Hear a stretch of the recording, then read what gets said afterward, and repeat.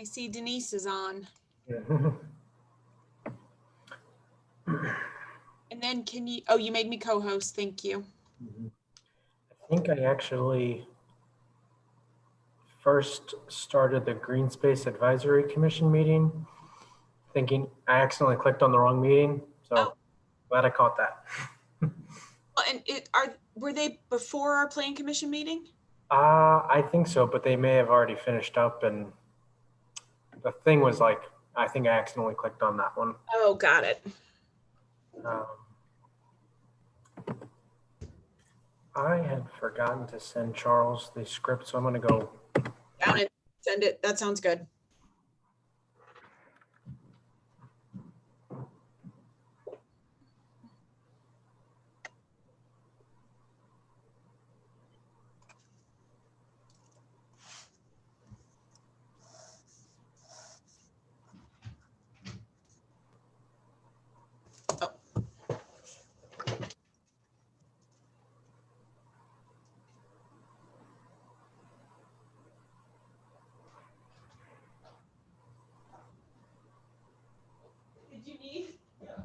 So when you just open it like that, it just flips it to a different set of locks. It does not unlock it. You actually have to make sure it is straight up and down. It had gone to the partial. Yeah, so there's the full, if you open it, it goes to a partial lock, and then you got it completely unlocked. I will keep it unlocked so you can come back in.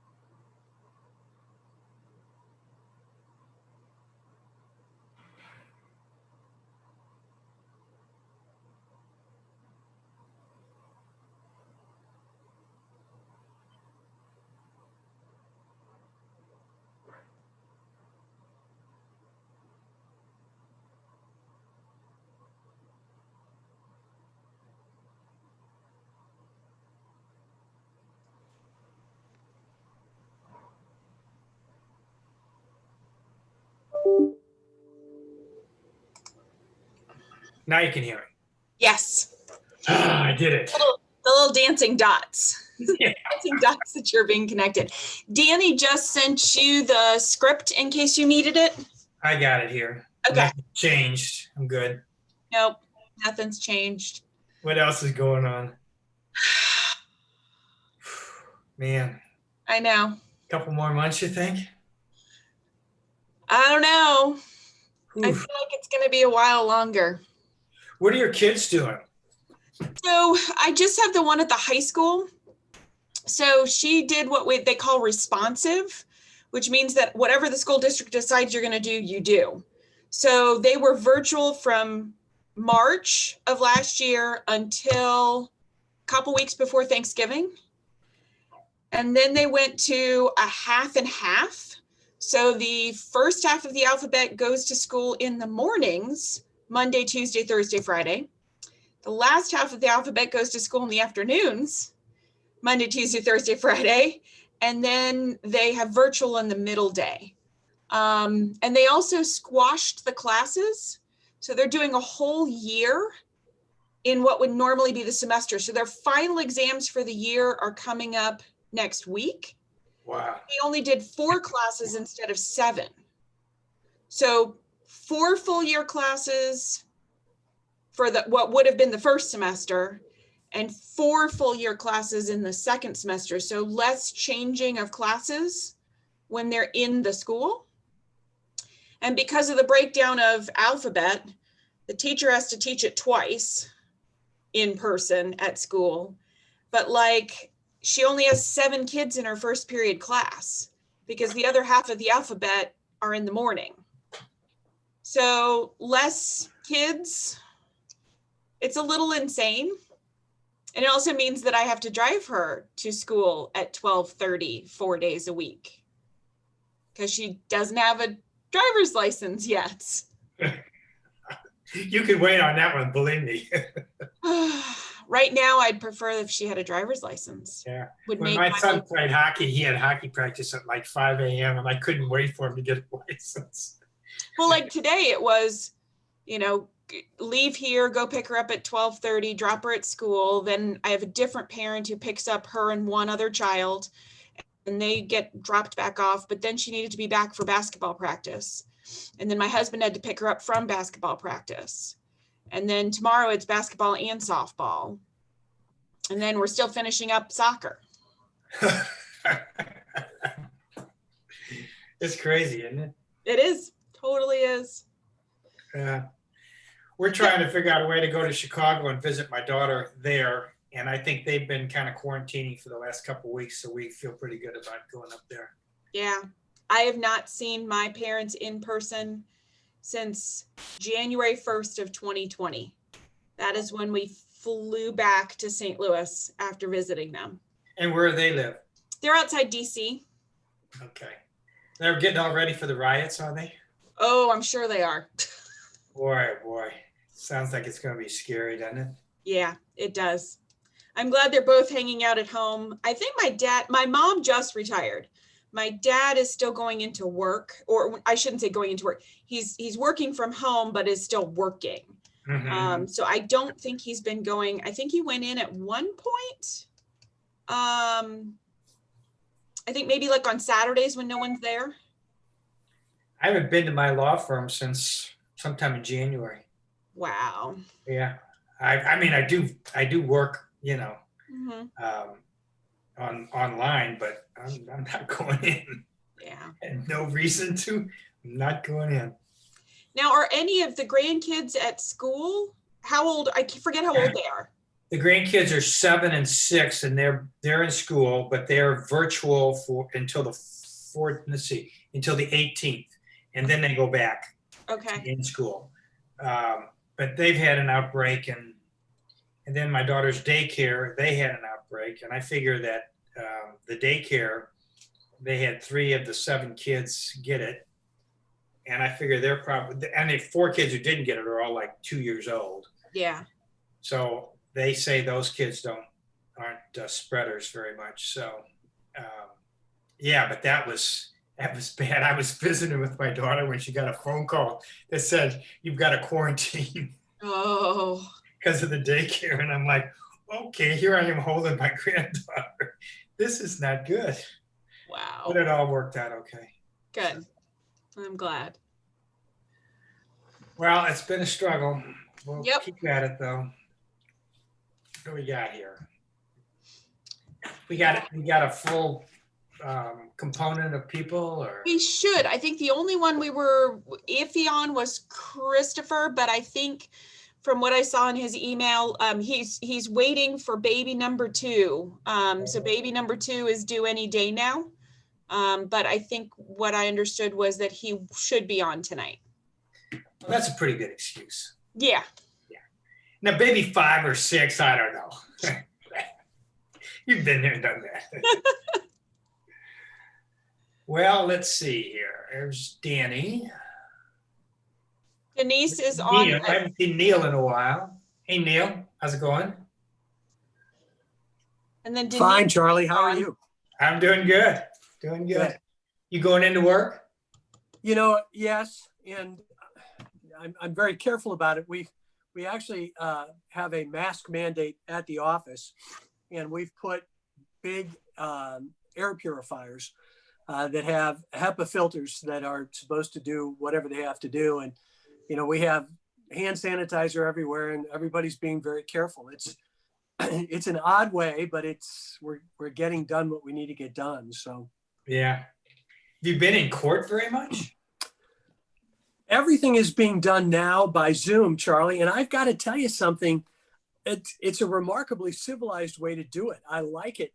And it's going to be very hard for me to go back.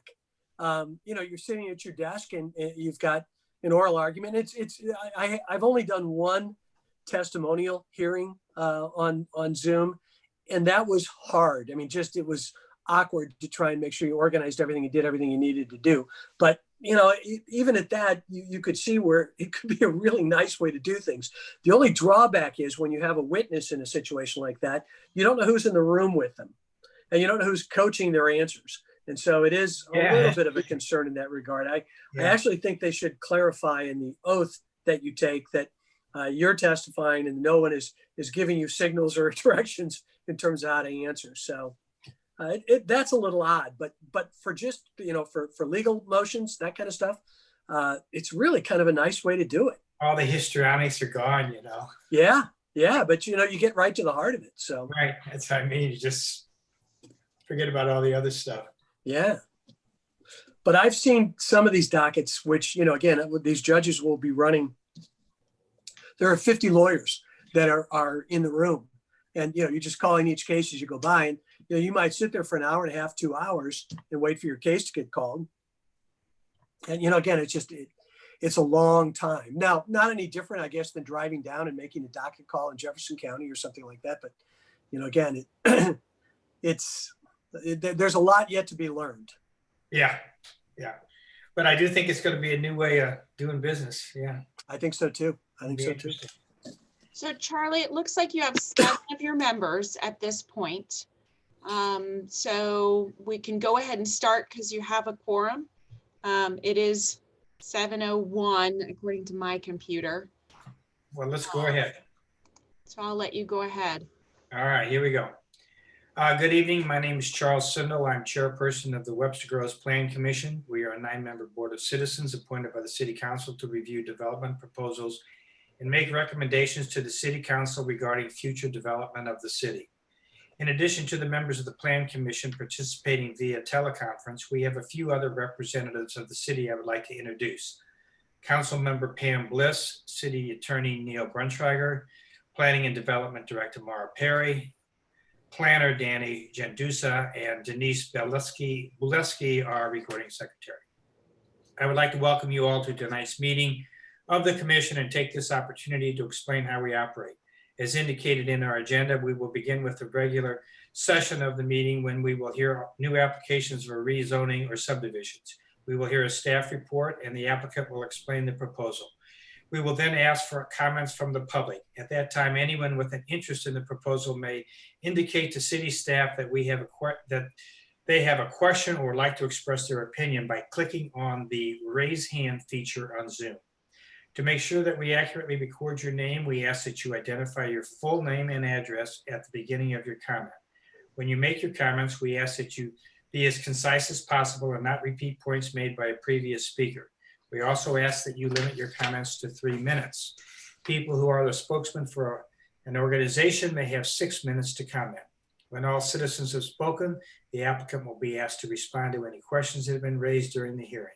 When we have finished reviewing one proposal, we will move on to the next application. Comments concerning items not on the agenda should be made during the public comment section of the agenda near the beginning of the meeting. When we have completed the regular portion of the agenda, we will go into executive session.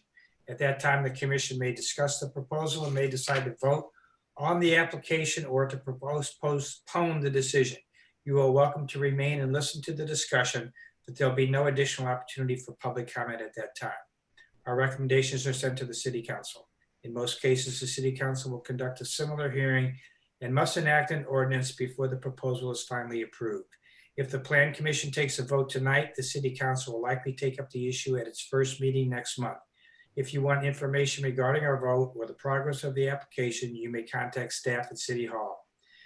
And so I don't have the agenda. I forgot to print out the agenda. So I'm putting the agenda up on the screen for you. There you go. all right, so first item on the agenda is minutes from the previous meeting. Is there any comments regarding the minutes?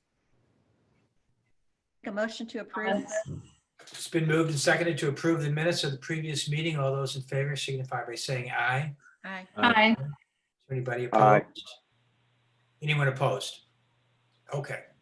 Next item, public comments. Is there anybody here, a visitor who has a comment on a matter that is not on our agenda tonight?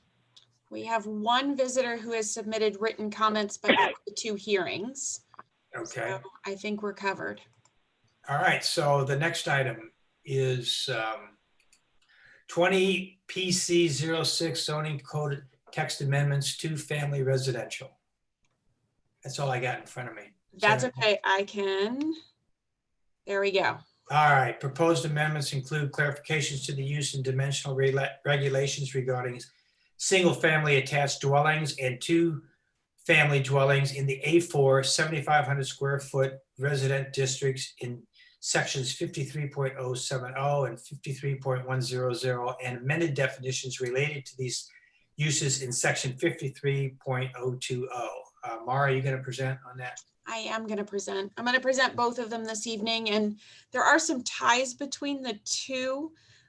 So we might have the conversation about whether we want to close one or keep them both open as we discuss them. We can kind of see as we get further through it. All right. So I'll start with just a reminder that last month, this was a continuation of the hearing. We are going to recommend that you continue it again for at least 1 more month. What we have provided this time, based on our conversations at the last meeting, are a series of redlined proposed changes, trying to address a number of the items and considerations and issues that we discussed at the last meeting. So I'm just putting up on the screen a reminder of some of the considerations that we thought were important from our last meeting. Minimum lot sizes, widths of lots, floor area ratio, setbacks for shared units, on-site parking requirements, impact on historic districts, capacity of the infrastructure, and capacity of utilities and city services. So our focus really was on the top portion of these code considerations, because those were the ones that we most readily could put into a red line. The capacity of infrastructure, capacity of utilities and city services, that's going to be a little bit more difficult to create a code section that says when is too many to have 2-family on a particular street or in a particular area. I think that some of the other considerations that we've put into place or are proposing to put into place will address that. Because if there is a block that has a lot of undersized lots, when they are undersized, they won't necessarily be able to have a 2-family structure on it. So some of those might be impacted. But what I was going to do is kind of walk through how we think we've addressed each of these items and what we were proposing in the red lines. And then we're going to do the same thing for the second public hearing, which is the single-family residential code changes. And then feel free to, interrupt me if there's questions that you have regarding these different items. So the first thing is pretty much the simplest of everything that we kind of talked through. In our current regulations, it says 2-family dwellings is an allowed use, but then it has a whole series of restrictions. We're simply saying cut out the whole rest of these restrictions, which limit it to certain blocks within the city, and just leave it as 2-family dwellings. that would be an additional use listed in the list of uses on the chart that are allowed within the A4 district as permitted. It would then follow, just like it does for single family dwellings, that you follow all the regulations in the code in order to have that use.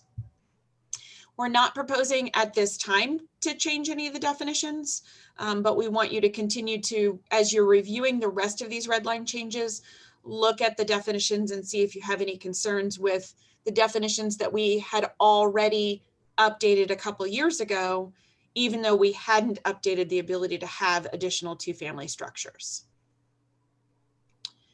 A reminder about the fact that one of the concerns that we had was that if we allowed a two-family structure on a lot that was already undersized, that it might cause some of the same issues that we're trying to address in our single-family residential code amendments, that something is oversized or too large to go onto a property that is already too small to potentially have this kind of a structure. So there was a conversation about making sure that if it was going to happen, that it's on a lot that's legally conforming.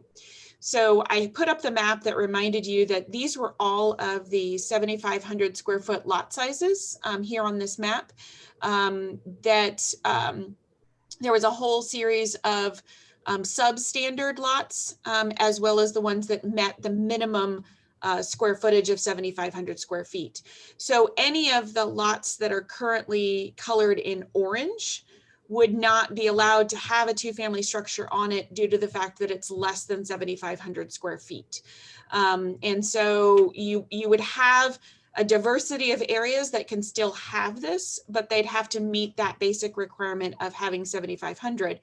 And already the code says that. So there's actually nothing we have to change in our redlined amendments, because it already states that if you are an undersized lot, you can, if you already had a structure on it before, build another single family structure, but it doesn't give you permission to build a two-family.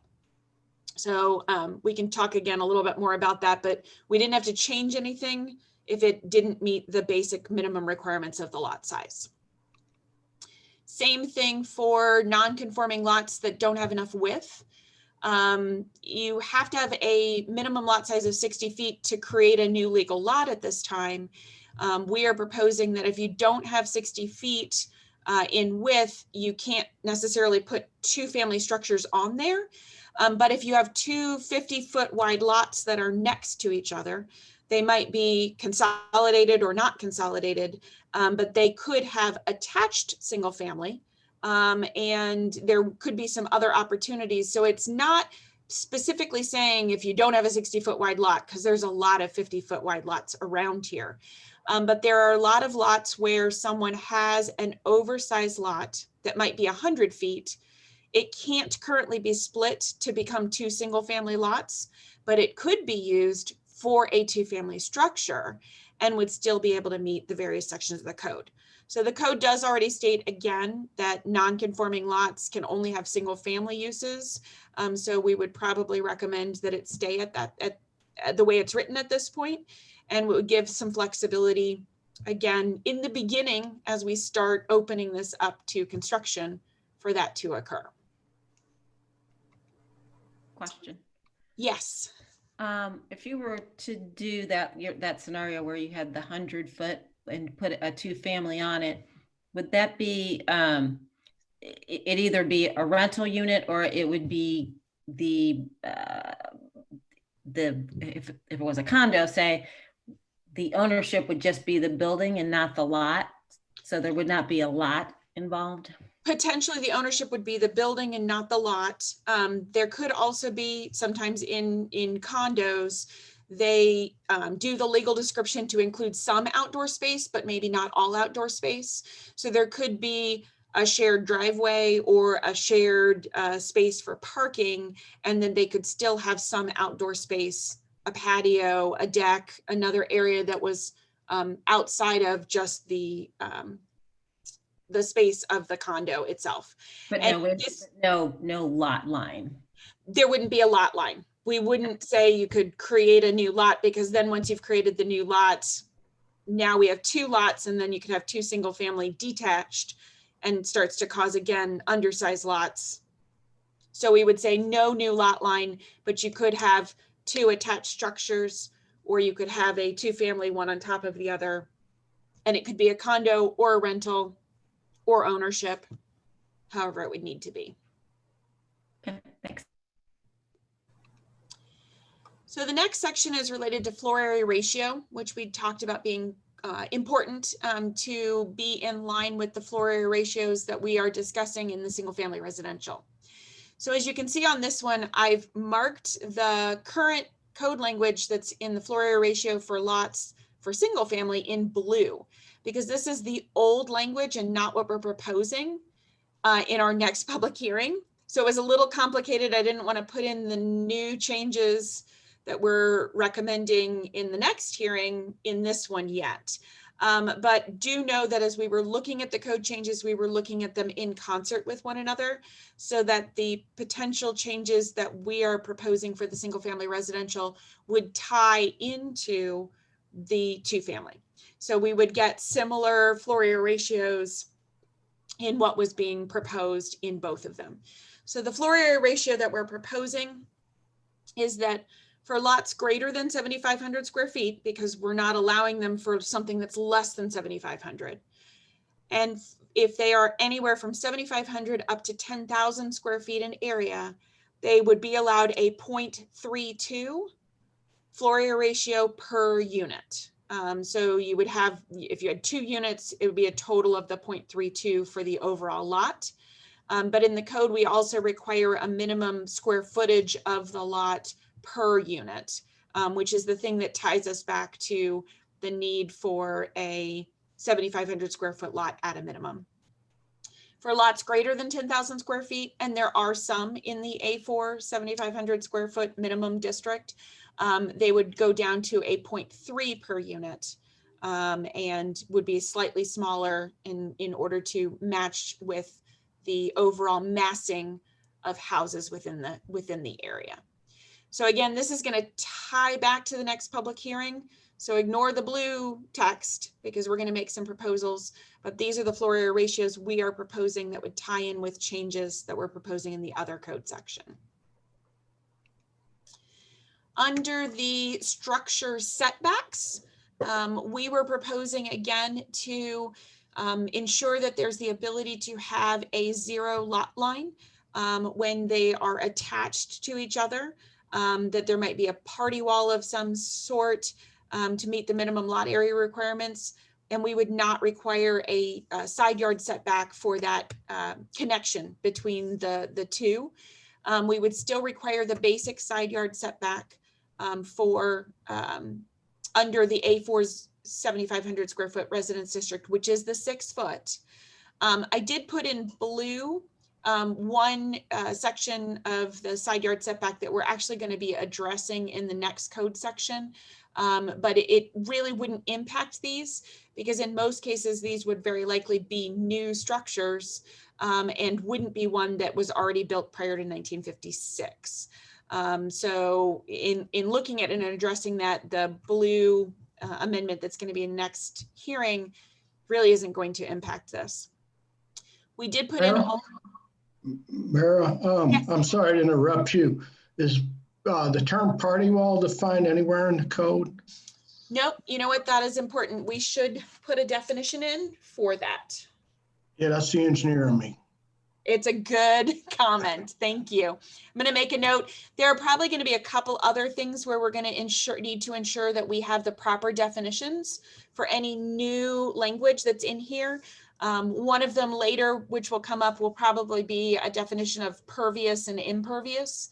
Even though I know that they have standard definitions, we're probably going to want to be clarifying that, and we had not proposed that as of yet. We had also Mara. Yeah.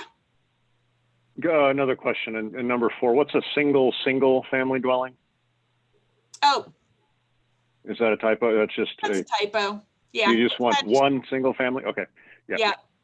Yeah. It should just be attached. I'll remove that second single word. Number 4, C53073. Thank you. Yep. So it should just say attached single-family dwellings may also be constructed on 2 individual lots with a party wall. So for example, if someone has 2 side-by-side lots that are both undersized, and they're having a difficulty meeting the side yard setbacks and trying to figure out how they're going to make that work on the lot, they could purchase 2 side-by-side lots, and we would allow them to attach those 2 homes to each other. So no longer requiring the 6-foot side yard between both of them. And they'd be able to put driveways on either side, which would allow them to create some attached single-family dwellings, and they could be on 2 smaller lots. So again, kind of thinking through some of the options that we would like to keep as much flexibility as possible while still trying to keep the overall massing and consistency with the overall character of the neighborhood. So those are 2. Sorry again. You're okay. Would the party wall need to be along the lot line, or do we care? In the second item number 4, yes, it needs to be on the lot line. In the item number 3, that would be a party wall in the middle of just one larger lot. One lot, right. Yep. Yeah, so we're trying to kind of define those as 2 different things. If it's all occupying one lot, which is in item number 3, that party wall can be wherever it ends up being deemed. It could be a strange shape, depending on how you wanted to create your 2 houses or whether they were stacked.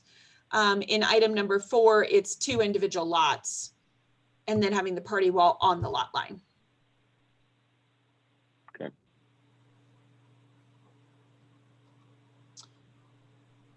Next thing was related to parking. We had just recently updated our parking code, and I say recently, last fall, you all moved it to city council. And I say last fall of 2019, you moved it on to city council. City council just approved those code amendments in December of 2020. And what we're recommending is that you keep the existing code requirements. We had put in there that single family dwelling and 2 family dwellings essentially had the same requirement, 1 parking space per dwelling unit. When you get to multifamily, the reason for the 1.5 spaces is many times in multifamily, it's more of a parking lot situation. So you don't have a driveway to get additional cars in that might do some additional stacking. So having a little bit more for guests and for other people who live in the home gives a little bit more to keep more cars off the street. But we felt comfortable with the 2 family dwelling based on the way that the structure is being done, that we would require 1 parking space per dwelling unit on the property to meet the minimum requirements, just the same as the single family dwelling units. We don't feel that we need to put anything in the historic district or make any changes saying that you can't do a multifamily in a historic district. We would state that they basically just need to meet and adhere to the design guidelines that are already associated with that district. And I think that there are abilities for that to happen. And in these historic districts, in order for something to be demolished, it would have to go through the full process of a full hearing in regards to a certificate of appropriateness to demolish anything within a historic district. So I don't see a large number of these popping up due to the extensive process that is required to demolish any structure within a historic district. And just as a reminder on the map, the light yellow is an overlap of all the areas that are currently zoned A4 single family residential that are located within any of our historic districts. So there is some areas most definitely that might comply in some way or another. We could even go back into a lot of them and figure out, are they even wide enough? Do they have the minimum size requirements for the minimum size of lot? There's probably a lot of things that could be done, but I think it's less likely for these to be demolished for new because of the process that it has to go through with historic preservation and the public hearings for a certificate of appropriateness. So I know that seems really simple, and I think this is the kind of the beauty of this code section that we decided to kind of tackle first, It is our low hanging fruit. It does not require a lot of major red line changes to allow for the 2-family structures. We did look up other communities that allow for 2-family and found that most of them had the same basic requirements that we have. A minimum lot size, a minimum floor area ratio, a minimum 0 line setback for attached walls, and a party wall. And pretty much they were in line with what we were doing. The only thing that we were needing to change in ours primarily was the idea that currently you can't have them unless 40% or more of both sides of the street had a 2-family. So it opens up a lot more. So just as a reminder, going back to the A4 zoning, the A4 zoning is spread throughout the community, which gives a lot of opportunity for this to be applied in multiple areas, not in just one particular area or another. It also, for some of our denser areas, you can see some areas of Tuxedo Park. There's a lot of lots that don't meet the minimum 7,500 square foot. Those are also a lot of the very dense lots that might not have as much additional on-street parking, which might be, when it comes back to the code section that we discussed, we're not sure about capacity of infrastructure, but I think it will naturally fall to certain streets that might not have as much capacity, that are much more dense with smaller size lots, wouldn't qualify because they don't have the minimum lot requirements. But I think you'll see that it gives opportunity in multiple areas of the city for this to be undertaken. So if there are any questions in regards to the 2-family structures, this would be an opportunity. And then I know we do have one, Danny's going to read the one set of comments that we do have that were sent in from the public. And then we can also open it up for anyone from the public to speak after your questions. Mara, you talked about the historic districts and the tear downs being unlikely. How, if you went to subdivide one of those existing homes, would that trigger challenges with the historic designation similar to a tear down, or is that more possible? Yes, it does. So you are required when you do like if you're trying to do a lot split or any sort of subdivision of lots within a historic district, you do have to go and get a certificate of appropriateness, just the same as if you were tearing it down. Right. I didn't necessarily mean the subdivision of the lot, you know, taking an existing residence maybe and make it two units, dwelling units, I guess is more. If you were taking an existing residence and making it 2 on the interior and not demolishing the structure itself, it would simply go through the process of either an interior permit with our department, or it would need to go through historic hearing before the Architecture Review Board if there were going to be changes made to the exterior of the structure.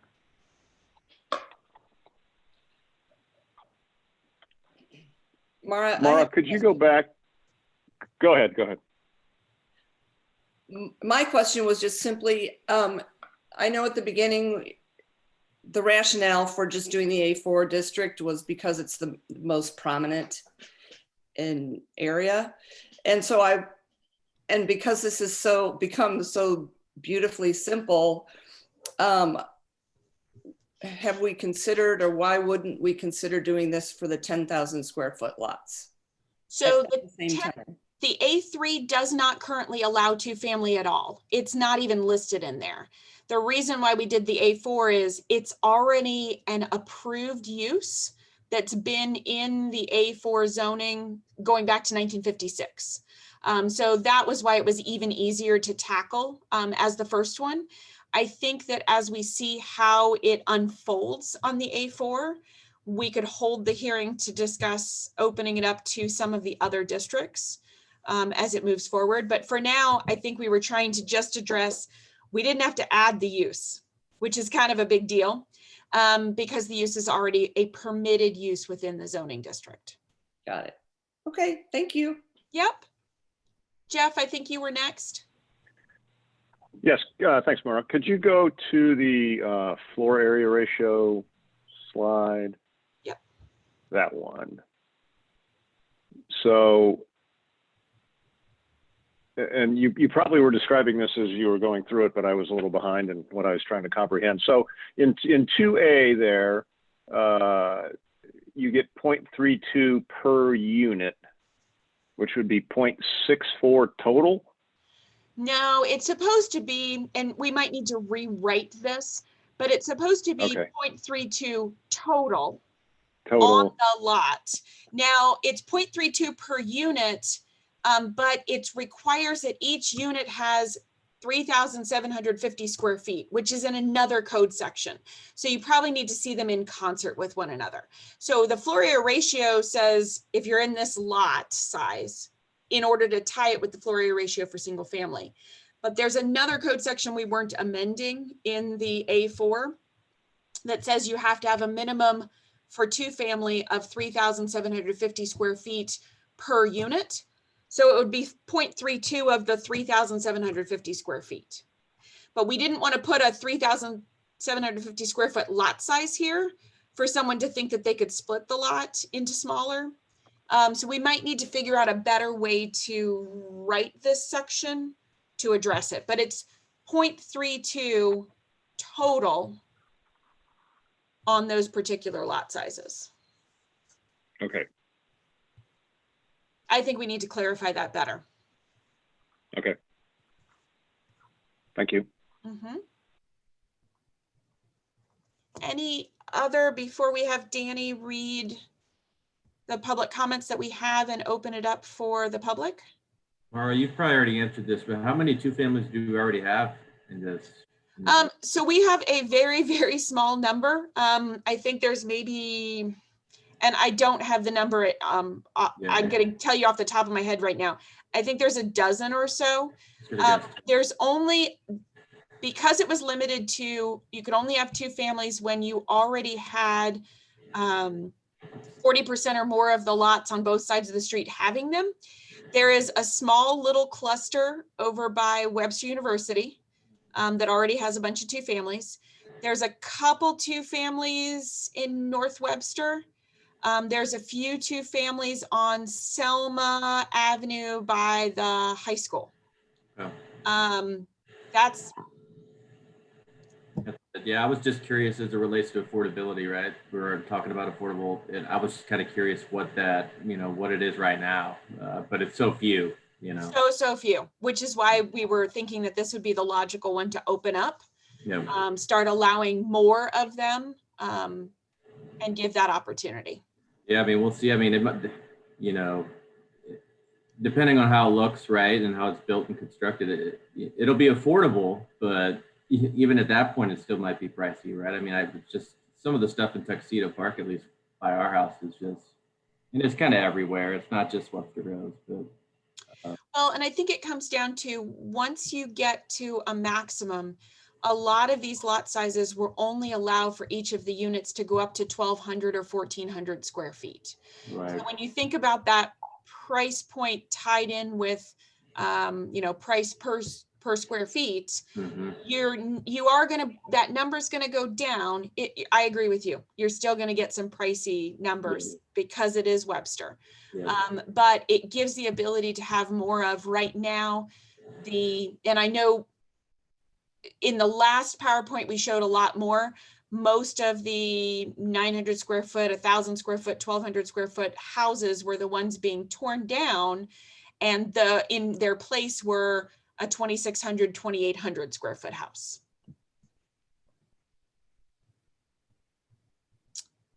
Any other comments from Plan Commission members?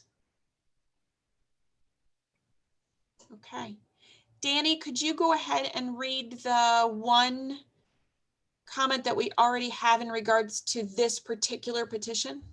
Sure. So we received an email today from Dave Buck, a resident, about the two-family residential hearing. Dave said that on the bigger question, should Webster Groves even be considering two-family residential solutions at all? No one doubts that Webster is a city built and characterized by its great single-family homes and neighborhoods. But the word community is a combination of two important words, commune plus unity, which literally means to share together as one. Our city is known for sharing its outstanding talents, time, money, energy, and possessions to benefit others. This is a chance to share again in a critically important way. Webster Groves faces an affordable housing crisis. There are several potential strategies that are being evaluated, such as community land trust homes. Sharing one home structure with two families under one roof can help meet a growing demand in our city. Thank you. I'm going to now open it up for anyone who is on the Zoom who wanted to speak in regards to this topic before we move on to the other public hearing. If anyone else wants to speak at this time, do note that the public hearing will be opened, kept open until next month's meeting. So there is also an opportunity to provide written comments to the Planning Commission between now and then if you didn't want to speak at this time.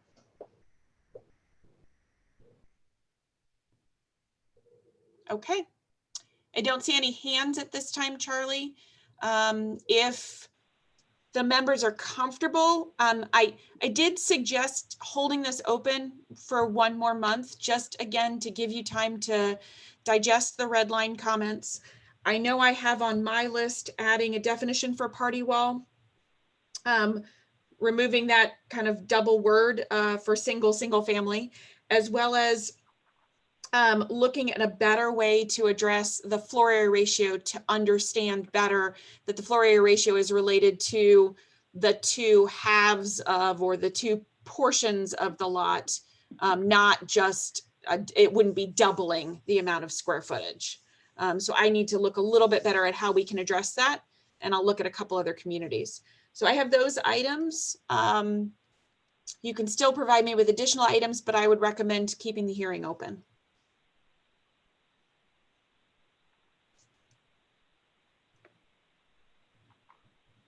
Charlie. Is there a motion to keep the hearing open, and is the date February 1st? Right.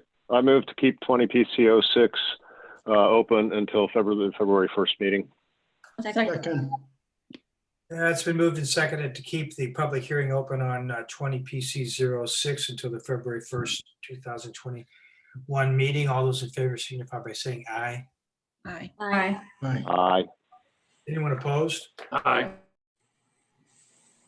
Okay, next item is 20 PC07 zoning code text amendments, residential dimension regulations. Proposed amendments include changes to the dimensional regulations to clarify lot coverage and height in sections 53.043, 53.053, 53.063, and 53.073, and amended definitions related to the dimensional regulations in section 53.020.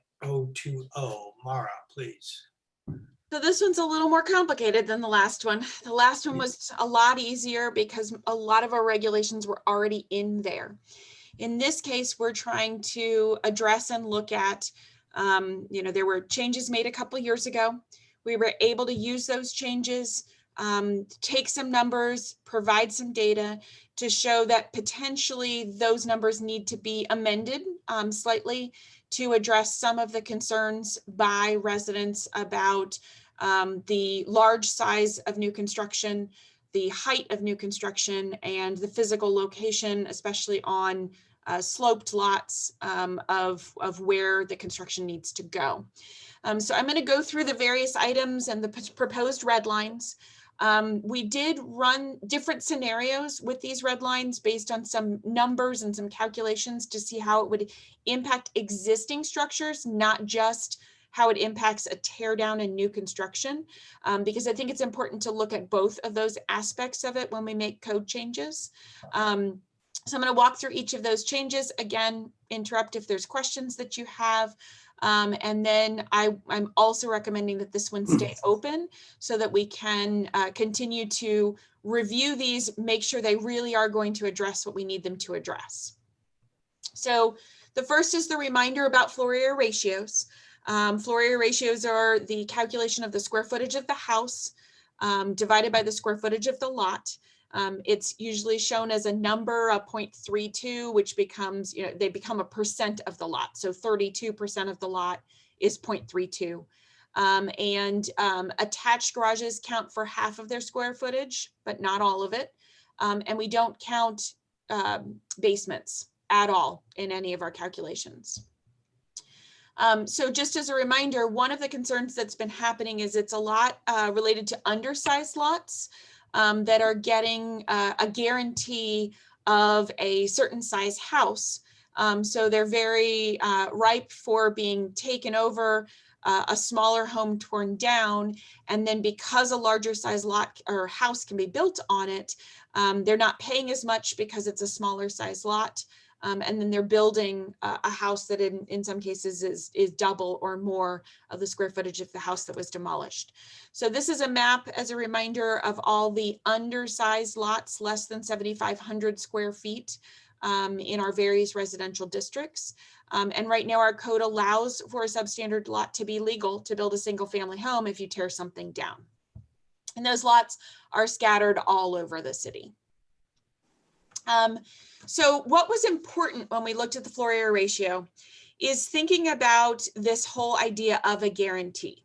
At what point did we need the guarantee? And when Danny and I started running numbers on this, we realized the guarantee was simply put in because every time you broke down this grouping of size lots got a 0.35. And then when you got your lot got a little bit bigger, you got a 0.32. As you ratcheted down how much you could build on the lot size, because as the lots got bigger, using that floor area ratio meant your house could get really, really, really big. Whenever we had to get to that point between those two, that is where there was always a problem. Because if you allowed a 0.35 at 74.99, but once it hit 7,500, it was ratcheted down. Suddenly that 1 square foot made a huge impact in whether you could build something larger or smaller. And that's why we always had to have that guaranteed number. So in order to kind of eliminate the guaranteed number to a certain extent, we looked at the fact that what if we said that everything under 10,000 square feet had a floor area ratio of a 0.32. So that meant that if you had a small lot that was undersized, you still were having a ratio of a 0.32, just the same as if you were at a 7,500, 7,550 square foot lot. We still left in, which I'll talk about in a minute, the section that still allowed you to go before the Architecture Review Board.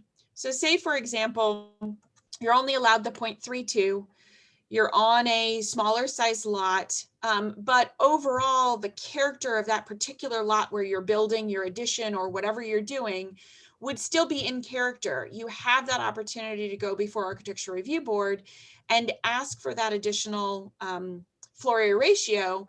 Doesn't have to go to Board of Adjustment, but you do provide additional information about the surrounding homes, whether it's their height, whether, you know, if that particular block all has essentially 3-story houses because they were all built prior to our zoning code, and you want to do a half story that might seem larger, you'd be able to provide that and ask for that request. So it still gives that opportunity. When we ran some of the numbers, we have almost 8,100 single family residential lots in the city. Approximately 4,424 of those lots are less than 10,000 square feet. So more than half of our lots are under the 10,000 square feet, 54.6%, and they have single family dwellings on them. And in running those numbers, Danny ran the numbers with the 0.32, approximately 280 of those homes could not automatically add at least a 400 square foot addition currently onto their home. So 6.3% of those homes would not be able to do a larger sized addition automatically. They could still go before Architecture Review Board possibly, or we could decide that they're just getting too big on the lot and there is a maximum, just like anybody else, that you just can't get any larger. Approximately 554 of those existing houses could not automatically add a 400 square foot addition after our proposed text amendment. So let me apologize. The 280 was before we made the text amendment, and 554 is if we make this text amendment. So trying to clarify the difference between those two. So about another 100 and something, let's see, what are we at? 300, 200, another 270 homes can't automatically do a 400 square foot addition. And we just threw that 400 square foot out. That's kind of something that we typically see. People don't do super, super small additions. They either do about 400 sometimes or larger when they're doing additions to their house. So what we were recommending is getting rid of the guarantee for the really small substandard lots, giving a floor area ratio that's consistent for pretty much half of the city for anything under 10,000 square feet, and then leaving what we already have for the larger size lots, which does bump you down to a 0.30 and does give a guaranteed number. But when you're on a pretty large 10,000 square foot lot, the 3,200 square feet is not going super in excess. Most of those lots have larger setbacks already associated with them. So we were leaving the larger numbers and the guarantees on those two, because you do still have to have something when it steps between a 10,000 and a 10,001 and a 20,000 and a 20,001. To give you a little more information on this, here is the floor area ratio section that's already in that can go before the Architectural Review Board. It allows someone to approve or for them to approve. And what we do when we do get a request like this, we put it on the agenda at the same time as their addition. Or whatever if it's a new home, we put it on at the same time so that they can review both the floor area ratio request and the actual construction of the drawing at the same of what they're proposing, the drawings of what they're proposing at the same time. The code section requires that they need to provide to the ARB the information about other single family dwellings within 150 feet. And we do that in a circle around, so both behind, across the street, and beside on either side. And they can do any of the following features. They can show that all these houses within this area have a similar gross floor area, whether they have a particular height of the building or the roof, whether their front elevation is quite large in nature based on the addition, or any other significant architectural features. So this is already in the code section. So even if we do reduce it to the 0.32, there is still an opportunity for someone to ask for additional, but they need to prove their point and as to why. So, Mara, yes. that subparagraph D there, is there anything like that in the code elsewhere, or is that all new? That was put in a number of years ago in the floor area ratio section when they originally put floor area ratio into the code. We did make some amendments to it back in 2016, and it's been applied. Danny, can you remember? I feel like we've only had like less than a dozen people apply to use this. Since I've been here, maybe 5 in the last 4 years. Yeah, so it isn't used very often, but it's been in the code for a number of years. Okay, I mean, it just seems open to interpretation, pretty vague. If there's a difference between the applicant and the review board, does that go to the Board of Adjustment, or? If they get denied by the Architectural Review Board, there are code sections that allow a couple different steps. If they do get denied by the Architectural Review Board, one of their next steps is actually to appeal to the City Council.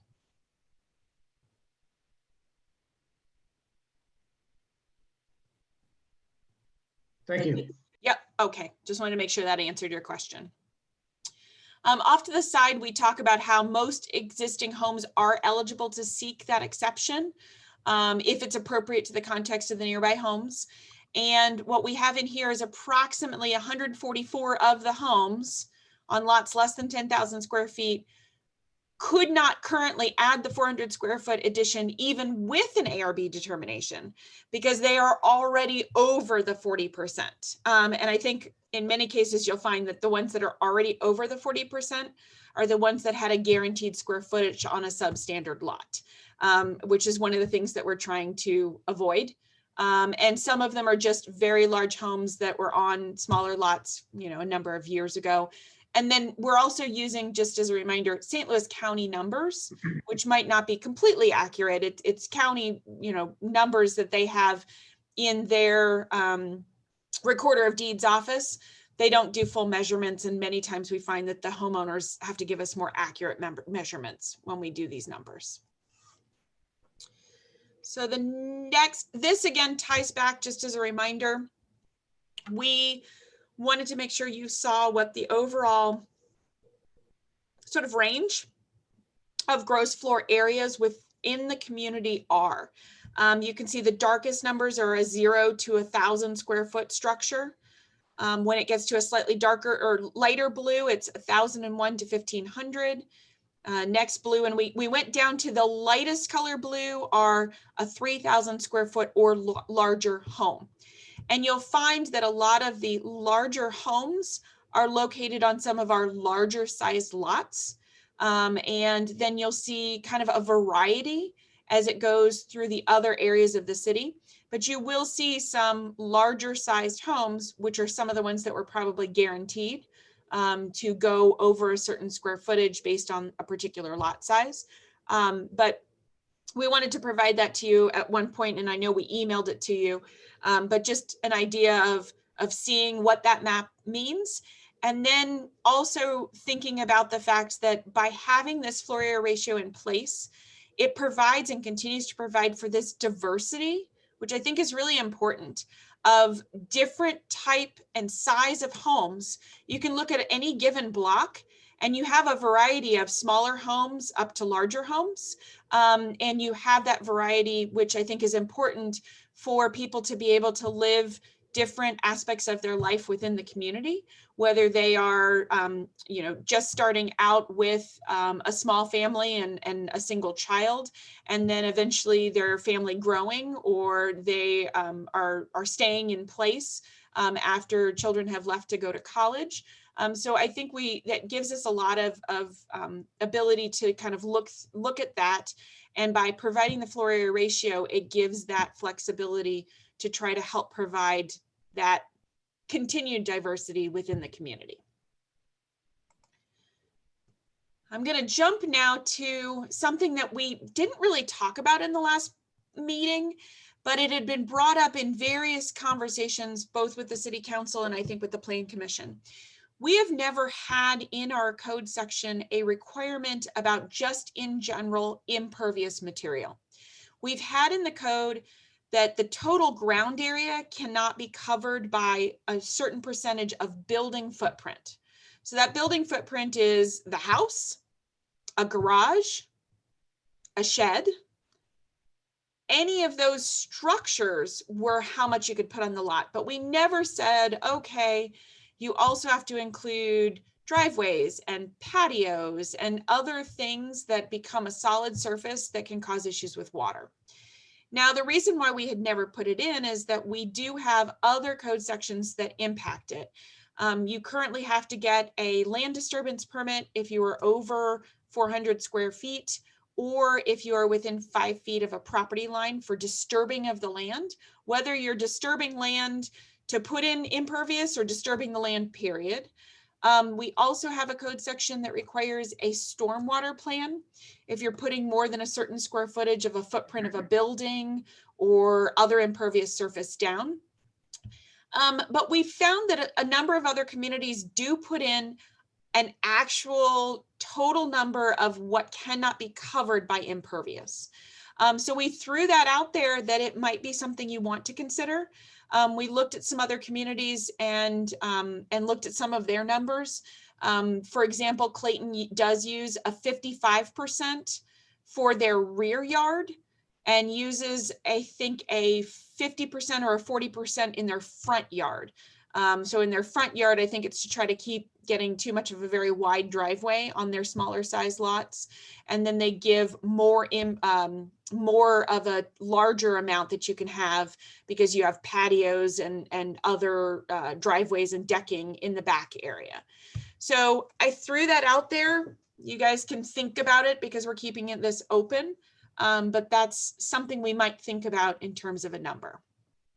Mara, are you seeing that as an issue that that we should include that with that? We're seeing a lot of complaints in regards to water. Okay. And the problem that we're running into is if you look at the types of rainfall, the duration and the amount of rainfall in short periods of time, over the last few years, it has become not typical of what the codes have said you have to design for. Okay. Now, I don't think we should be changing that section because there's going to be ebbs and flows. We want to be consistent with what all the communities are doing in regards to MSD and stormwater events. But I think that we're seeing more and more because there is no, they'll provide a stormwater plan for it, but because there is nothing that says you can't have, this enormous driveway plus a patio, plus you've got a pool deck, all of those elements start adding up. Okay. And no matter what stormwater plan you put in place, it's still going to potentially cause issues in very severe rainfall. So it's a thought. Okay. Okay. Thank you. Meryl, Laura, and I would wonder Interesting. if you go to that new number, maybe, if I followed what you said, you kind of matched two other cities, but I'm wondering if it'd be possible to see what that, if we went from 40 to 55%, what that may make to the overall city imperviousness, and see how much you're really looking at increase in runoff in the entire city. We were thinking about that. So what we were going to do, and we hadn't had time to run these numbers yet because we were kind of playing around with this. If you were interested in us adding it, we were going to run those numbers for you. But for example, and I don't have my calculator out, almost no one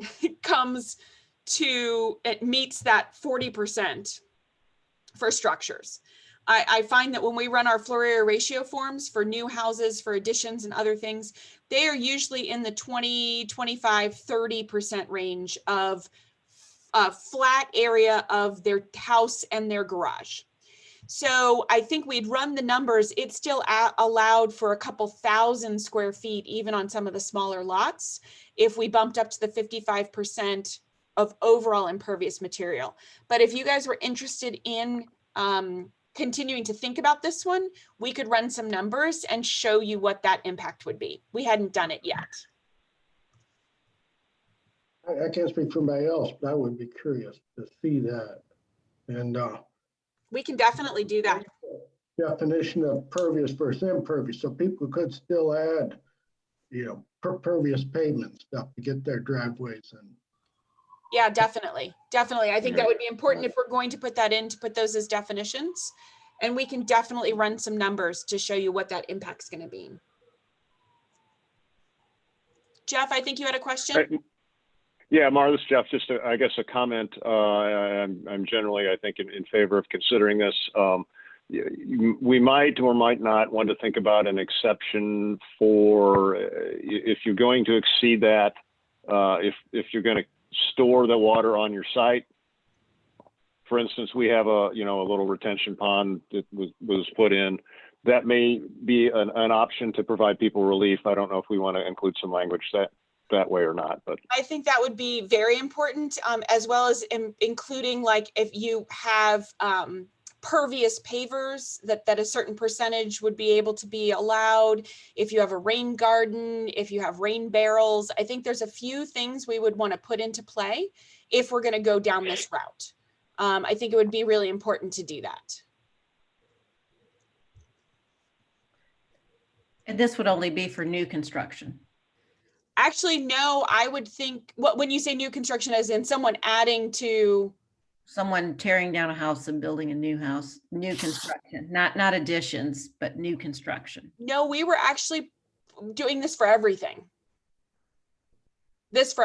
So right now, when someone does an addition, they provide us with the numbers to check the 40%. So we currently are checking the 40%. So we would then have them provide us with the number for the 55% of the total lot when they would provide that. So no, this was not just new construction. This was all lots. Okay, I'd definitely be interested in seeing the numbers on it. Okay, we can definitely pull the numbers and then show some other, again, what some other communities have done, because I think it'd be important to add some other elements to it. Mara, how are you going to calculate what you have in terms of impervious coverage? Does the city have, what data are you going to use? So probably what we're going to have to use is we do have a measuring tool that we can measure off of aerial photographs. It's going to be rough, but what we would probably do is try to look and see what we could pull together with that. Probably giving some examples. It's going to be a little rough, so we would likely need to err on the side of caution. Yeah. Which is why this one, I wasn't ready yet to get to delve too deep into it, because obviously the 40% has worked. The 40% has been fine all of this time. It's really going to come down to figuring out, okay, if someone has a 10-foot wide driveway and it goes back 90 feet into the lot, that's pretty easy to quickly calculate and say, oh, this is how many square feet you have. Yeah. And when we run the numbers of the 55% and see what's left over, it'll be more saying, oh, okay, if right now on your lot, you can cover this much. And typically, when you think about a house, the house is say 2,000 square feet, 1,000 square feet on each floor. Mm-hmm. You're only doing, when we count this, we're only counting the 1,000 square foot, not the full square footage of the house.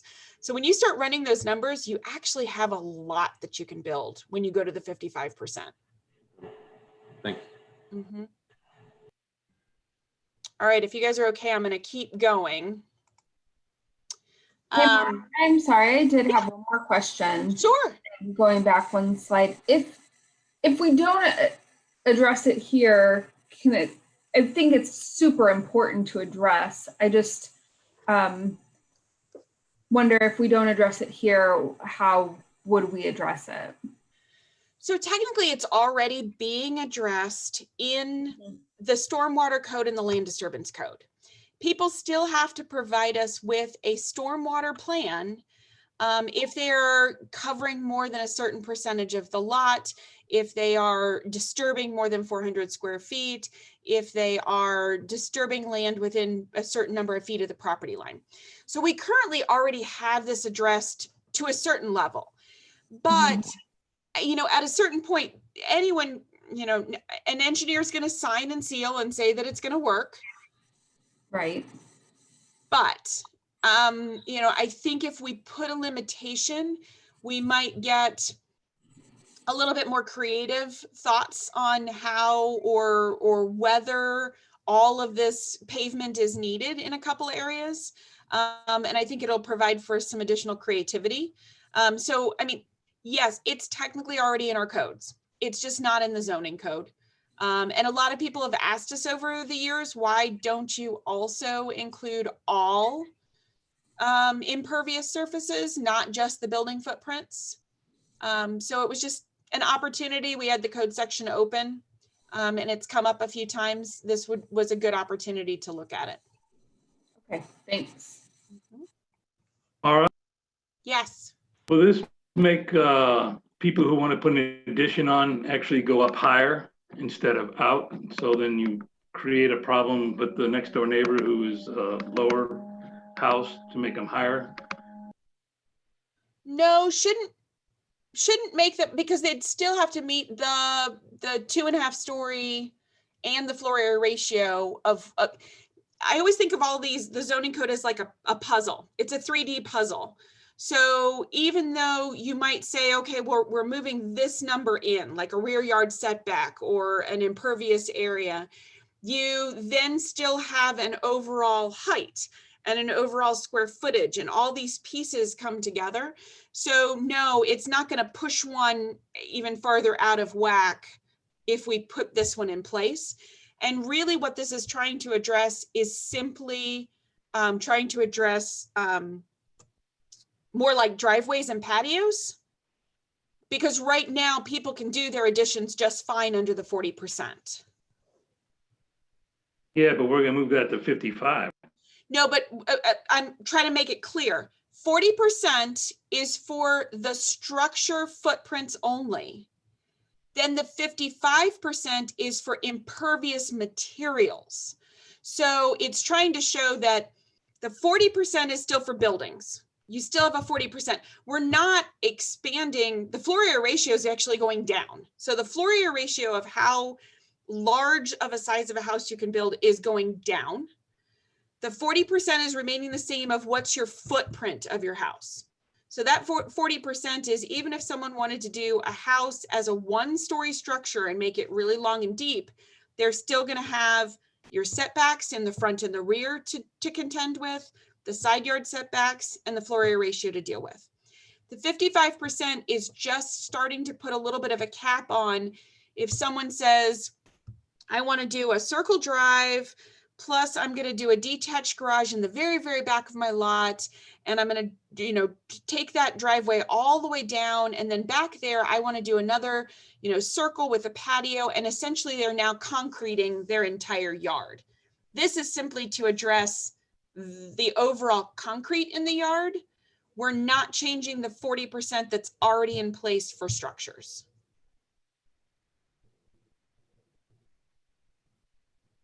Does that answer your question?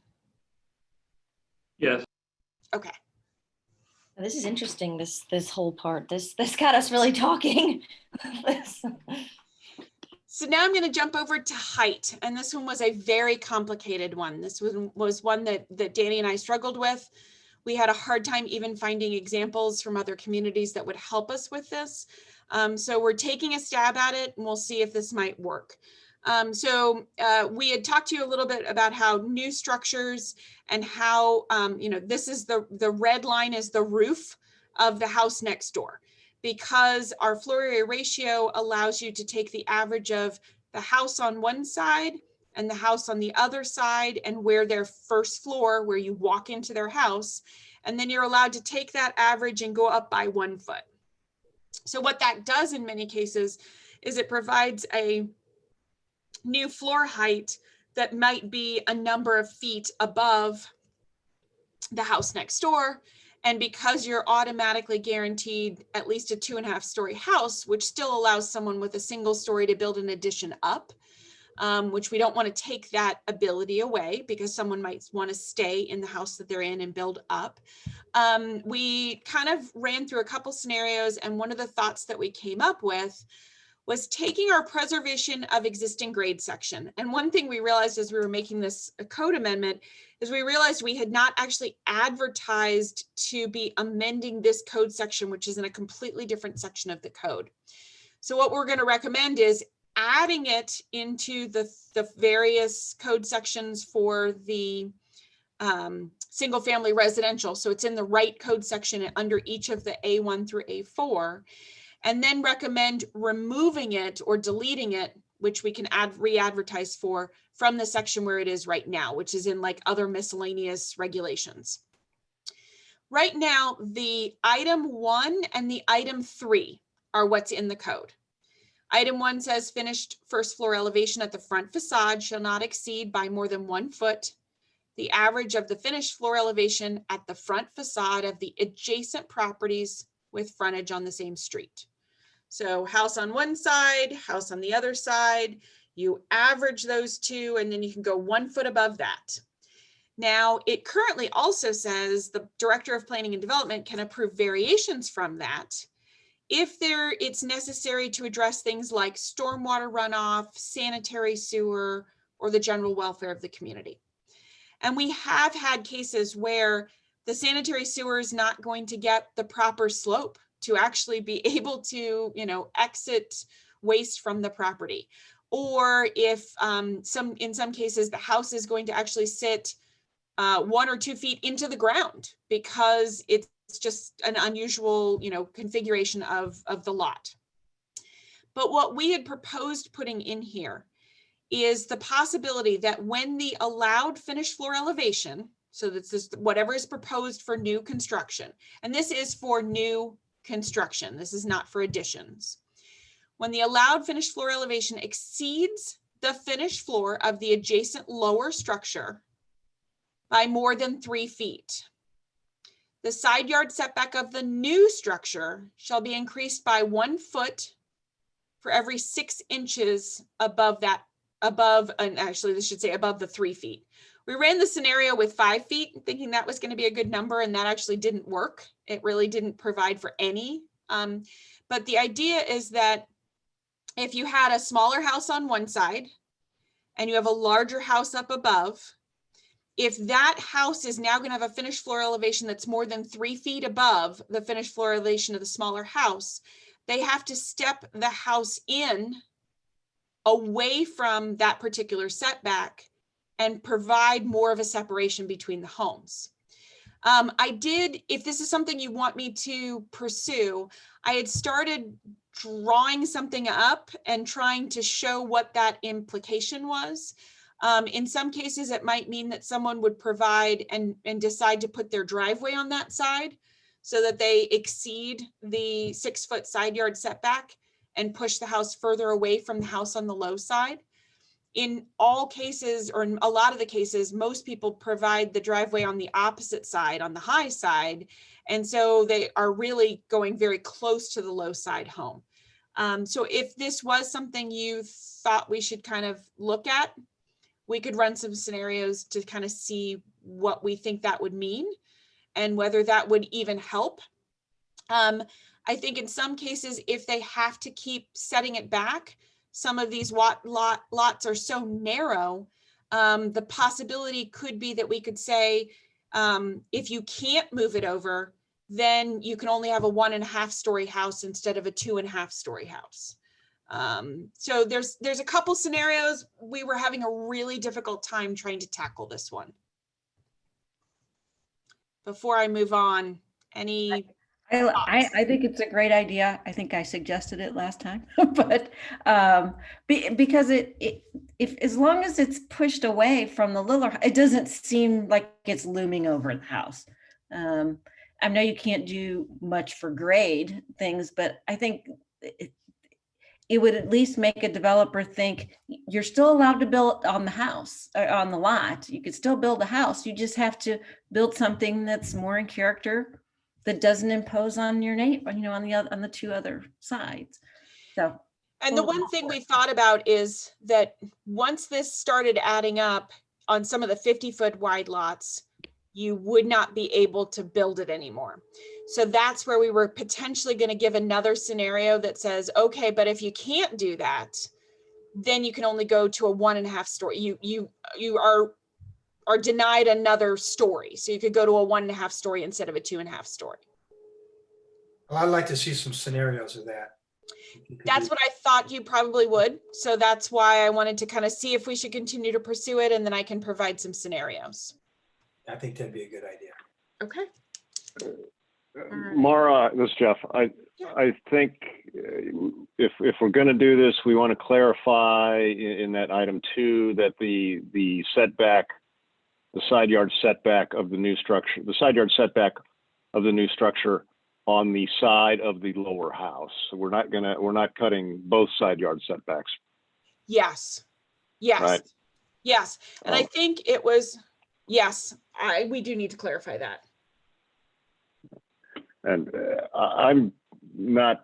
I'll take a little bit of convincing. I'm not sure I'm in favor of imposing restrictions on someone kind of due to the configuration of their neighbor's house, but I guess we'll let that play out in the discussion. Well, and do know right now that's in there. You are, if you're going to build, we already had the finished floor has been in the code for quite a while. So right now the new structure is always based on the finished floor on either side. And the front yard setback is in many cases based on how far back the houses sit on either side. So we do already have those 2 in play. So just think about that. But I agree with you. It's a difficult one. Good. Okay, we'll provide some additional information on this one. A couple things that we wanted to clean up in the code since we already had the code open.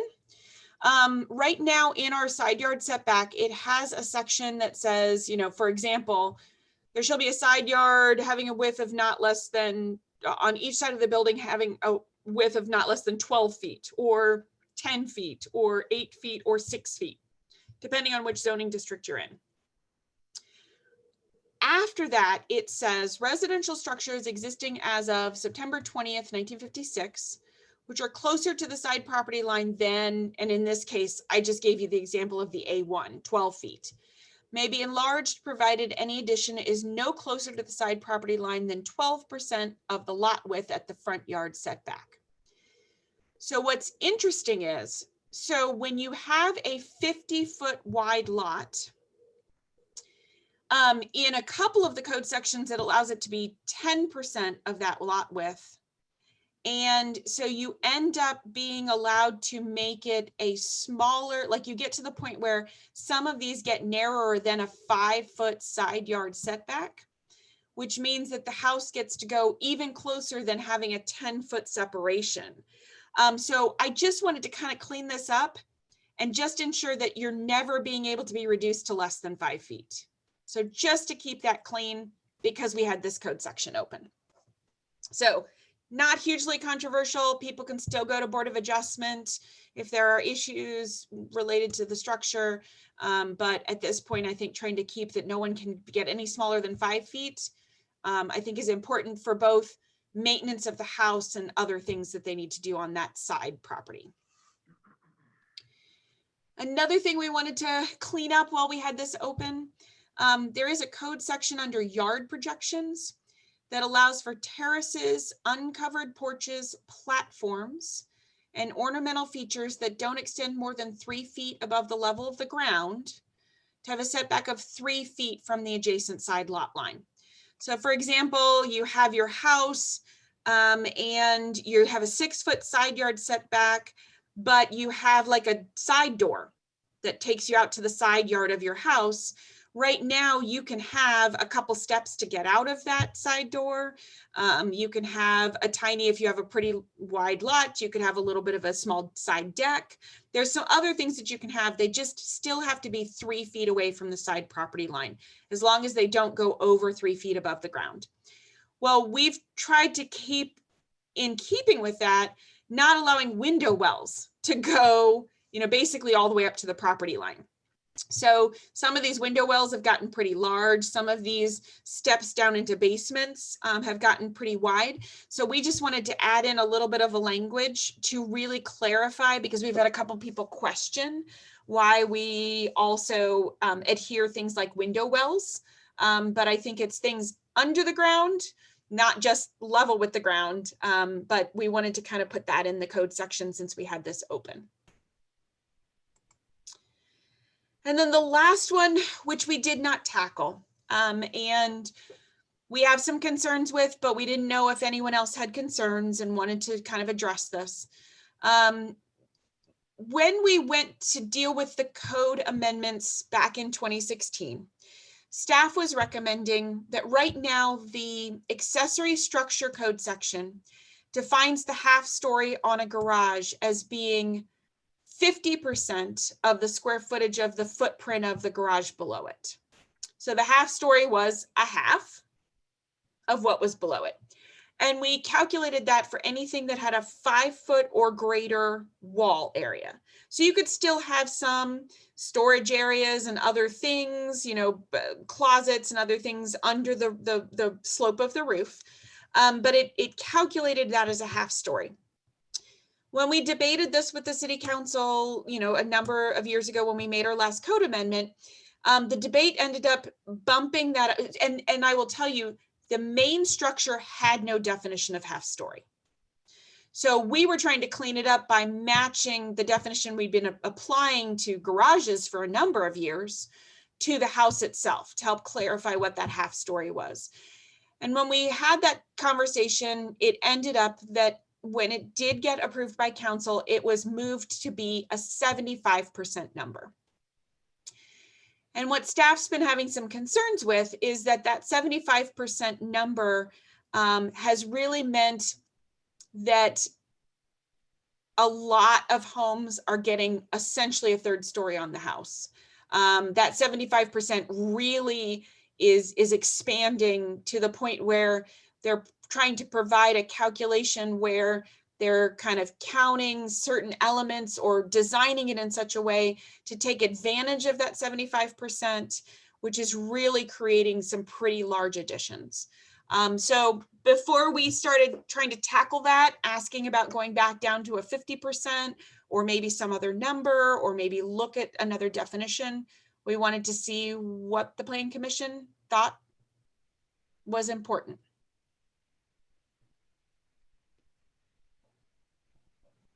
Well, when we would look at it, what are we looking at other than just a number 75 versus 50? Really, probably just 75 versus 50. Just knowing that 75%, we could probably pull for you a number of additions that have gone through recently that meet the 75% and sort of show you what that means. And I'm betting that we recommended 50% when we did this a couple years ago. Yeah, the Plan Commission initially, with the staff conversation and with staff's recommendations, obviously, recommended the 50% to match the garage definition. And then it did get bumped up to 75% when it went before the city council. And the renovations that have utilized this, this section, are they putting in dormers in order to increase? No, what they're doing is they're putting on an addition on the back of the house that is already 2 stories, and then expanding, so putting on a 2.5-story addition onto the back of what it is maybe a 1.5-story house. So taking the slope of the land, keeping it so that the basement doesn't count, then putting on a full addition, and then adding. So we're getting some really large additions. And I will tell you, a lot of them are not homeowner additions. They are people buying the house to flip the house, and they're trying to get the master suite onto the back, and they want that master suite to take over that whole space and essentially create a 3rd story. So that's what we're tackling. And obviously they still meet the square footage, requirements. They do. Because right now you've got the guaranteed 2,800 square foot on certain lot sizes. So they're maximizing up to the 2,800 square foot and maximizing up to the 75%, and coming sometimes within 2, 3, 4 square feet. And meeting it, and we're talking about lot coverage. Would that have any effect on? We're not talking about changing lot coverage from the 40%. So no, it's not going to have an impact. Well, I mean, it's a lesson learned. Like you said, it was changed to 75%. You can come back 5-6 years later and say, this is what we're seeing. Is this what you want? And but I want to make sure I do want to make sure you're comfortable. So, I mean, we can pull some of the additions and kind of show some examples. And again, it's not meaning that these particular additions are horrible designs, or, that someone was particularly taking advantage of the code. The code allows it, and they're building up to what the code allows. But we've been seeing quite a few of them, and it's kind of complex trying to figure out that more than 5 foot and what's usable space, and the 50% would be a little bit cleaner. Hey, Mara, if 50% got pushed to 75 last time, does it have to be 50 or 75? And how big of a difference is there a way to illustrate the difference that it makes?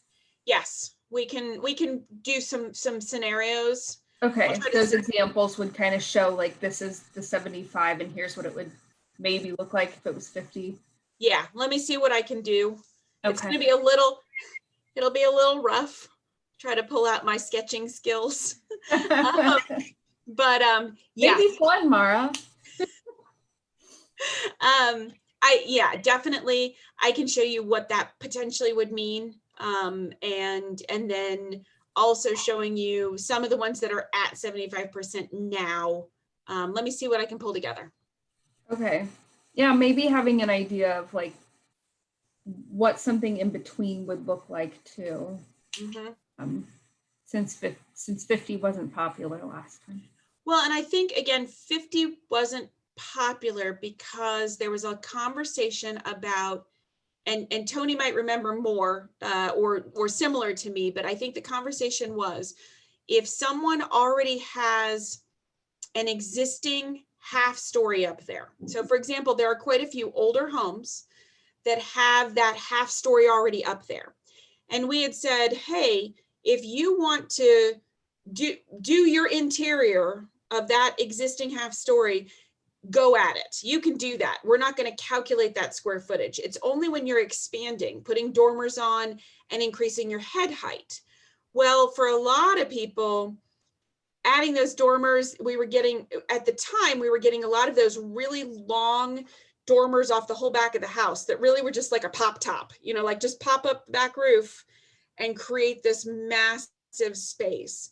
And so there was a lot of conversation on that and people saying, well, if you have a smaller size house and you want to pop up that half story off the back, why shouldn't we just allow people to have at least 75%?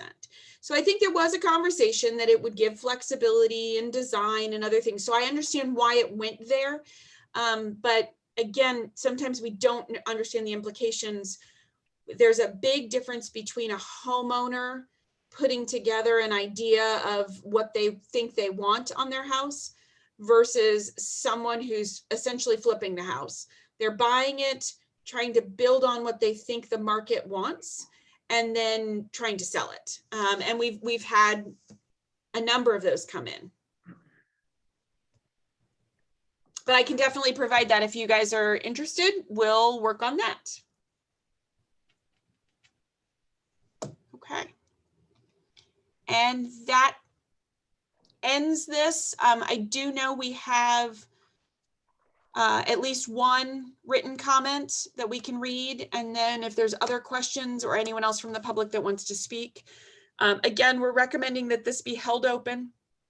I have on my notes, looking at the impervious pervious definition, creating some numbers on that.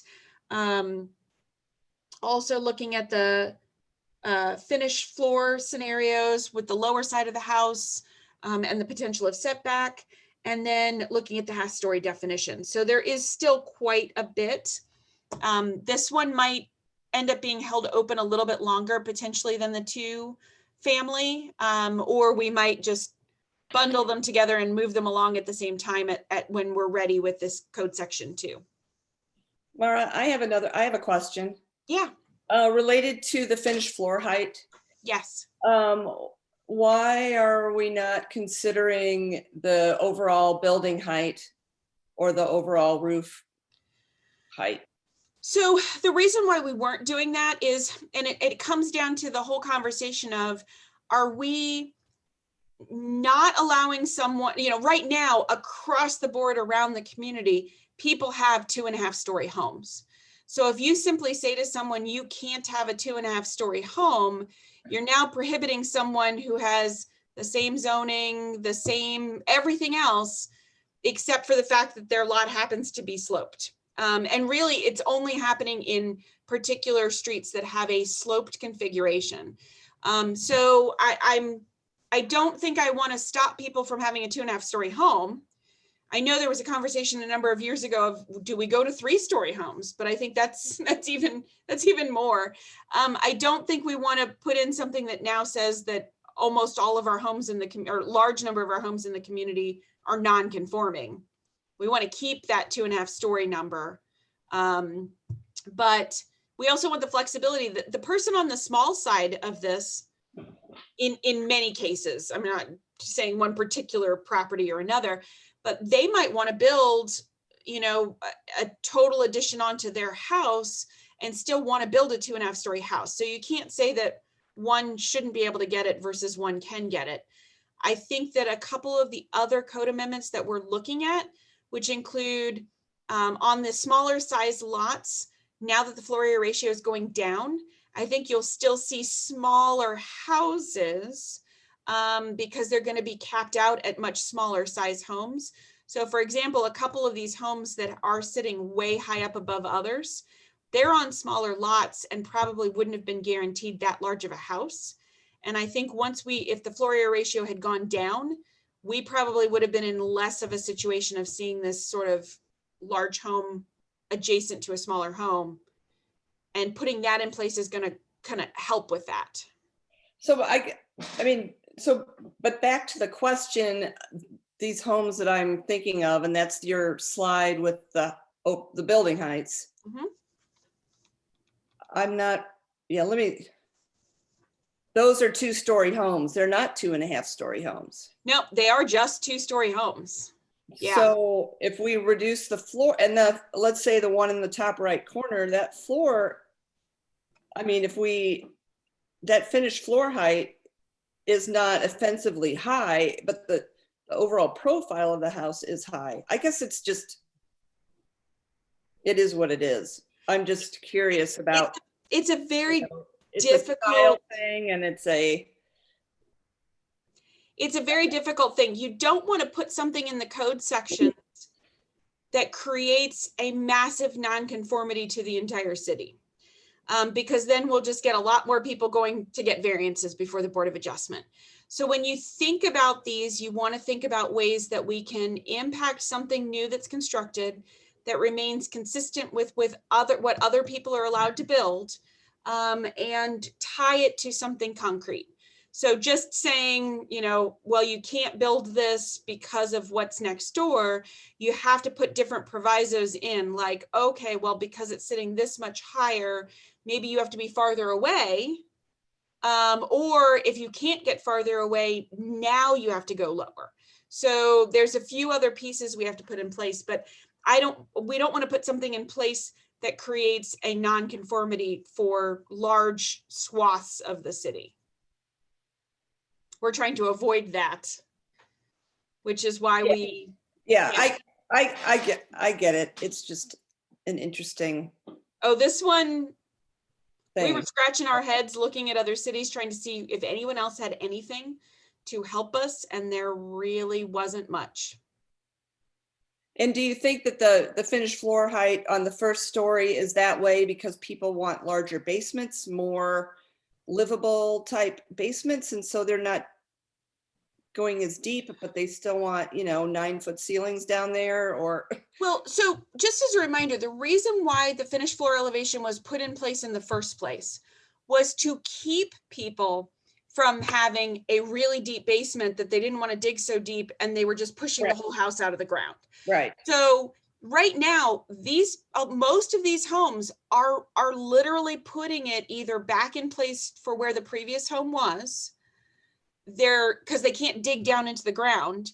They're not going that far out of the ground. They're really putting it about where it was before, but now they're putting a full 2-story house with a really big roof line on it, right, where there had been a 1-story house. Right. So again, it's a struggle.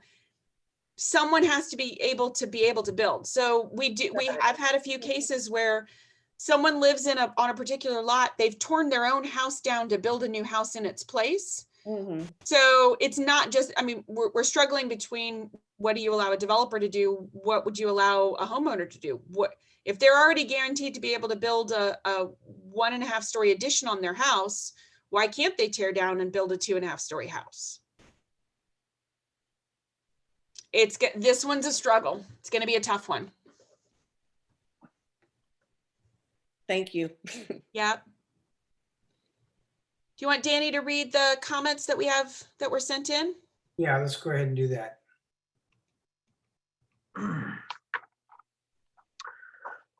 So this comment is also from Dave Buck. It says, my question simply regards the exterior or physical design and architecture of the home or residential housing unit. Webster Groves prizes maintaining and advancing the character of its neighborhood and greater community.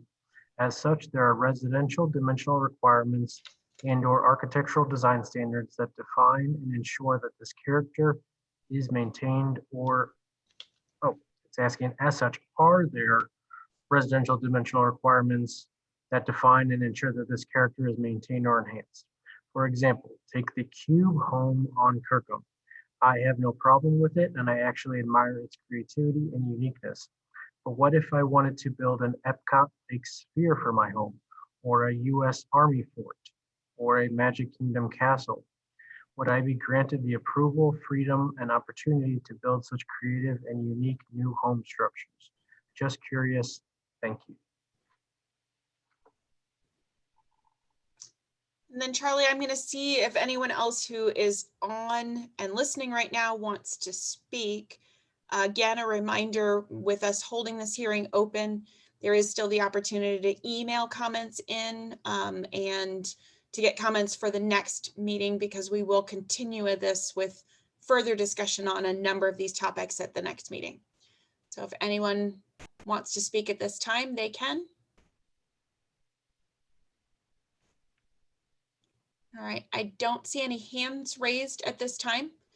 I know it was a lot of information, and I know that we will continue to have discussions on this. Any other comments from the Plan Commission members? Do we still need a motion to carry to someone over? We will. Yes. Definitely will. I just first want to make sure that there aren't any other questions or things that you all want us to provide you to give further clarification to these amendments at the next meeting. Okay, is there a motion to leave the public hearing open on 20 PC 07 to the February 1st, 2021 meeting? I'll make a motion to. So moved. And it's seconded. Second. All those in favor of keeping the public hearing open and moving until the February 1st meeting signify by saying aye. Aye. Aye. Aye. Aye. Anybody opposed? Okay, I guess we're going to go on to other business. So really, there is no other business other than the fact that we'll continue these hearings to the next meeting. We also have a conditional use permit application that will be on for that evening. We're going to continue to keep these meetings in virtual, at least for the next couple months. And we'll just continue to assess and evaluate how this is working. And I think that so far it has worked quite well. I think there we're getting members of the public actually sitting and listening to the meeting. We weren't getting as many coming to City Hall. So I think this is a bonus in some ways. So that's good. If anyone has any questions about anything else that's going on or any new businesses or anything else, I can't remember what I told you at the last meeting and anything new that I need to tell you about. So Is there anything going on with the Regions Bank? nothing at this time. They were approved for their coffee shop use. They had already gotten the building approved for just the office, and then they were supposed to resubmit with the coffee shop and the office, and I have not seen anything yet. Mara, how about an announcement about Marie starting next week? Oh, yes. And our equity audit. Yes, so our new city manager is starting next week. Marie Peoples is going to be starting, and we're super excited. I felt like I told you this at the last meeting. Did I? I think you did. Okay. Yep. Just making sure. And then we are doing and working on an equity audit for the entire city. And we are doing it by department as well as with, I know the council's doing it also.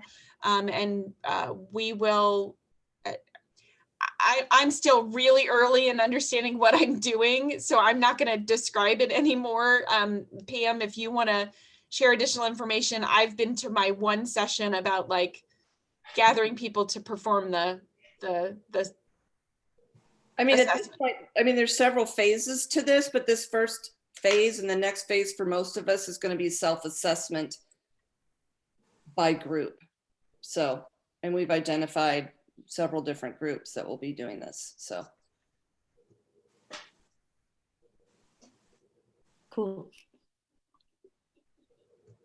I'm trying to think of anything else. We do have, in the former Forenza Pizza, we have a new Vietnamese restaurant going in, DD Mao. They're currently in Maryland Heights and they're opening up a new location.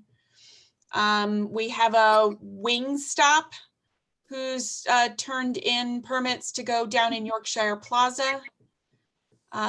We have, I'm forgetting something else. Oh, we have the building plans in for the Union Bagel. And Le Macaron has had inspections and has moved forward. They are going to just be using right now the first floor and not the basement level. Okay. But they're working on their construction. And then the one CUP that you'll be seeing soon is Lona's Little Eats from the city of St. Louis. Yeah. They are looking at purchasing a building, and the reason why they need a CUP is they do want to have a drive-up window. Oh, yeah. In addition to what they're going to be constructing. Sweet. So you'll see that on the next agenda. Where is that located? They are going into the building across the street from the Subaru dealership. Okay. So you'll see it. It's a construction onto that existing building. For some of you that you probably don't even look when you drive past, but across the street from Subaru, it's owned by Subaru. It's their additional car lot. So it's just a big lot filled with cars. And then there's a 2-story brick building. And the lot slopes considerably down. So they're talking about a drive-through window that would go around the side of the building and then building the restaurant on the lower level. Cool. With then the parking lot there, and then still keeping the first floor and the second floor for other uses.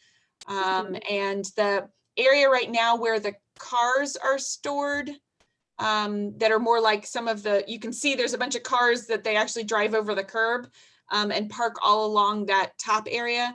That would be patio outdoor dining up on the front area.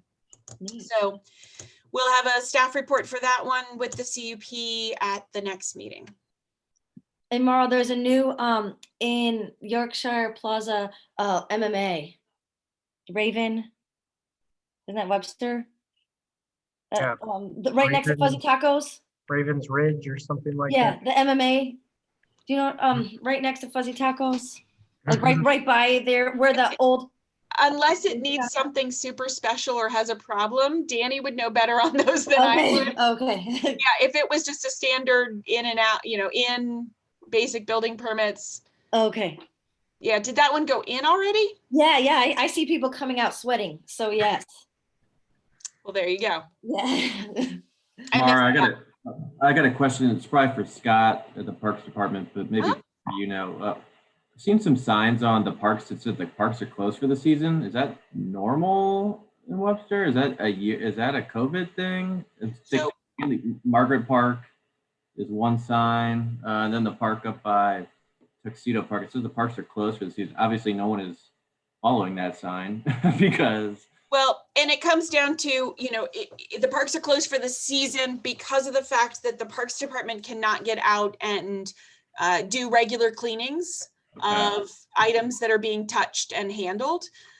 So normally the parks do technically close when it comes to this to the bathrooms. The bathrooms are closed at a certain point when the weather temperature gets to a certain level.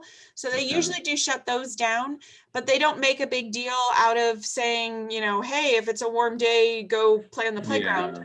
But because they don't have the ability to be cleaning anything, I believe that they just decided to go ahead and officially say they're closed because we're not responsible for the cleaning of those items and tracking of who's there and who's using it and whether someone, tested positive, all of those elements. Sounds good. Hey, Mara, That's all right. And all of us with toddlers, I'm sure. Yeah, I'm going. Open back up, but Mara, I think maybe some people are joining us because they think that we'll be talking about the SG Collaborative, and maybe they just, I know we put out an agenda, so it'll be on the agenda when we do talk about it, but do we have kind of an idea of when that will get on to our agenda, or when anything will start to come our way from that?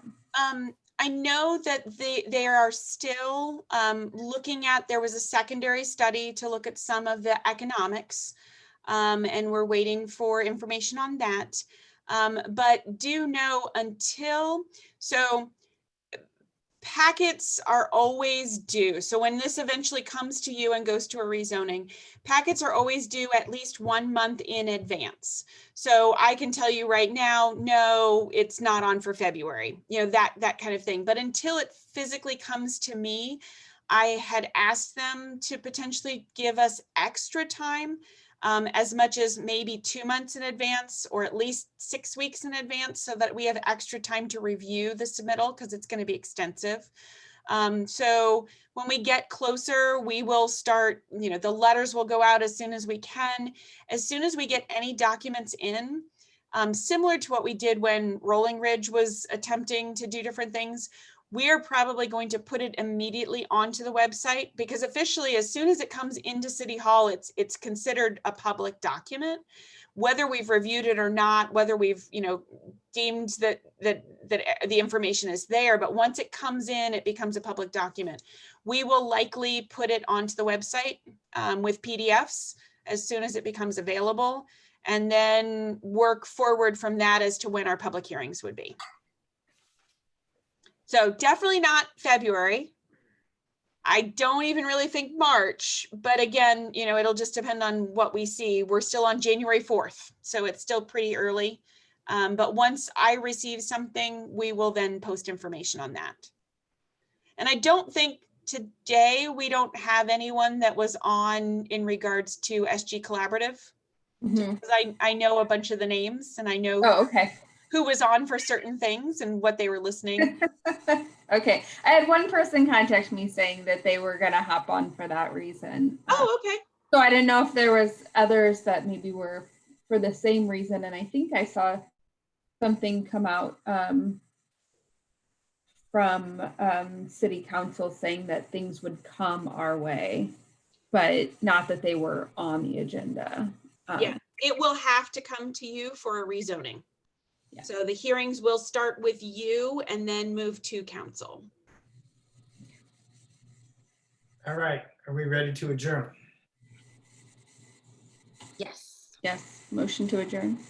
I'm gonna go eat ice cream. All in favor? February 1st. All in favor? Bye. Aye. See you in a month. Thank you. See Thank Bye. you. Good night. Bye, Bye, everyone. y'all. Bye. ya. Thanks.